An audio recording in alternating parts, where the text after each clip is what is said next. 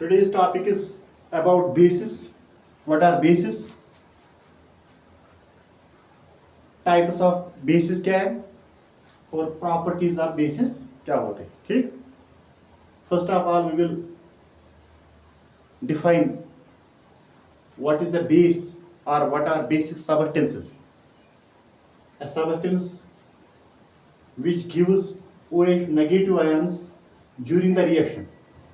एक रिएक्शन के दौरान जो भी सब्सटेंस OH नेगेटिव प्रोड्यूस करेंगे, OH नेगेटिव आयन्स बनाएंगे, तो उसको हम बेस कहते हैं.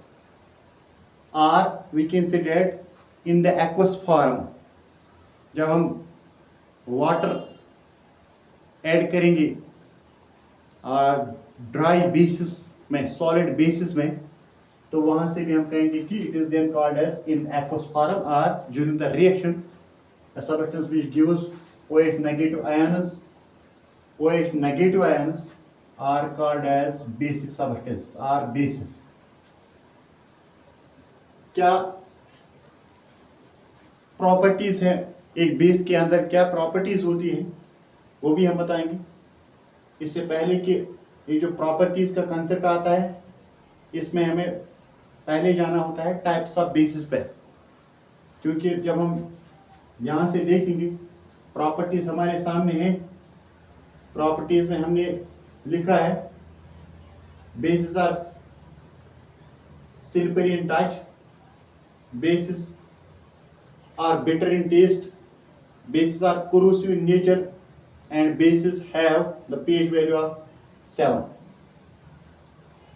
This property that we called as corrosive in nature is on the concept when we are going to explain the types of bases. So what are the types of bases? Here we will discuss organic bases and inorganic bases. जैसे हमने acids में पढ़ा organic acids and inorganic acids, यहाँ पर भी वही है.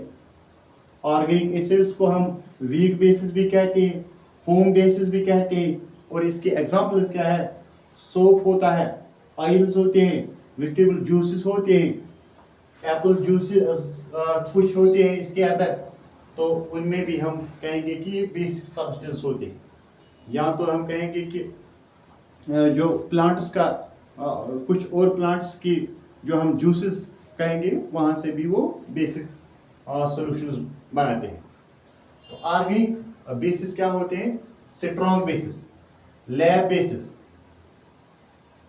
तो इसके एग्जांपल अगर हम देखेंगे, ये होता है NaOH, KOH, MgOH, etc. Why they are called as lab bases? Because they are kept in labs for doing the practicals, for doing the chemical reactions. So these are called as strong bases. Strong bases.